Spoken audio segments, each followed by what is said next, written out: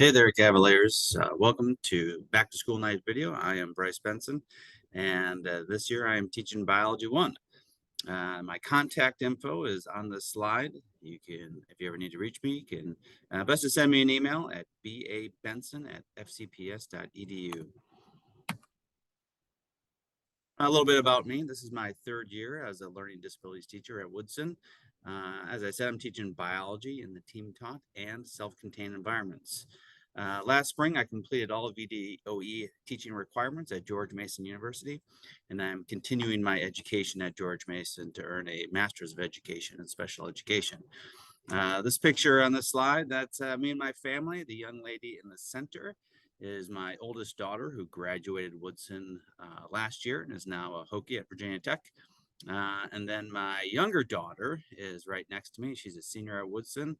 My son, who's making a funny face there, he's now at Frost. And then that is my beautiful wife of 23 years.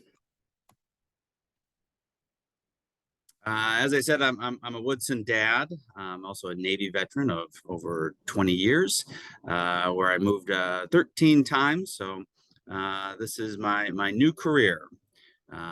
During the summer, I work for a nonprofit that supports veterans, and I'm a graduate of Marquette University in Milwaukee, Wisconsin, and the George Washington University in Washington, D.C., where I got a master's. Some of my favorite hobbies, I'm a big fan of the show BattleBots on the Discovery Channel. I do a lot of volunteering. Over the summer, I went down to Appalachia to help restore some homes, and I have two dogs, a Labrador named Ruby and a Pekingese named Peanut. I'm really excited to teach a biology class. I love the lab aspect because it ties in so much of learning. And this picture here is a lab we did this past week growing sea monkeys, also known as brine shrimp, in the classroom. A little bit about the curriculum. This course will cover all topics listed in the Fairfax County Program of Studies for Biology 1. Biology 1 is a rigorous laboratory-oriented course designed to give students a background in biological concepts, as well as experience in the use of methods of scientific inquiry. The course focuses on life processes that occur within the cell, the anatomy and physiology of complex multicellular organisms, and the ways in which life forms, reproduce, develop, and adapt to conditions in their environment. Through the year, we will cover 8 topics. Right now, we are in the survey of life and homeostasis, looking at the characteristics of life, the scientific method, and we're going to do a little biochemistry with the understanding of water. Then we'll get into cellular systems, membranes and transports, energy, DNA, protein synthesis, cell cycle, genetics, meiosis, evolution and classification, and finally wrap up the year with some lessons on ecology. When students walk into my classroom, they can expect to have a bell ringer activity. This is a non-graded activity that assesses their previous learned material, or it activates their prior knowledge.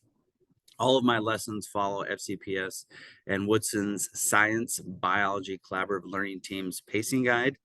This ensures that students accessing the general curriculum remain on pace to complete the curriculum and prepare for the Biology Standards of Learning test in the spring. I incorporate evidence-based laboratories that align with lesson topics and reinforce the scientific method. Regular assessments will occur with quizzes and unit tests. Classwork supports student learning. In the event that a student does not complete classwork assignments, then they'll need to finish assignments outside of normally scheduled hours. This can be during the third period returns. They can get a flip-flop pass from me. I'll be happy to help and assist them finish their classwork, and I will be available upon request after school hours from 3 to 3:45 daily. So on to grading. Quizzes and tests, those are the assessments that makes up the bulk of the student's grade with 55%. All lab work will be graded at 35% and classwork 10%. And just a note there on the bottom, if classwork is not completed within the allotted time, students are required to finish the assignment outside of class time. And there are no midterm and final exams for this course. Retake policy. retests are permitted for students who scored less than an 80% on an end of unit test. That occurs, if that occurs and the student wishes to retest, they must contact me by the end of the next class to indicate they wish to retest. I will work with the student to review content that is misunderstood, and the student will complete complete practice to improve understanding. What happened here? Hold on.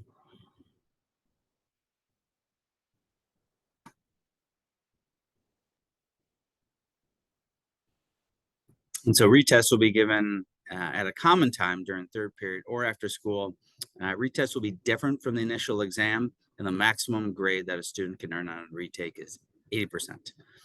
For late work, all classwork for the unit test needs to be turned in by the end of the culminating assessment. So that's the unit test. If work is turned in after the assessment or culminating activity, then a student will be assigned a maximum grade of 50%. For projects and labs, students have 2 weeks to turn in the assignment and will receive a 10% penalty after the due date. After that 2-week period, the maximum grade is 50%. In special circumstances, students should communicate with me to develop plans so that I can help them make up missed work in advance of the due date.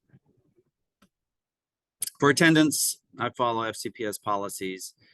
Students arriving after the start of class without an excuse, without permission, will receive an unexcused tardy.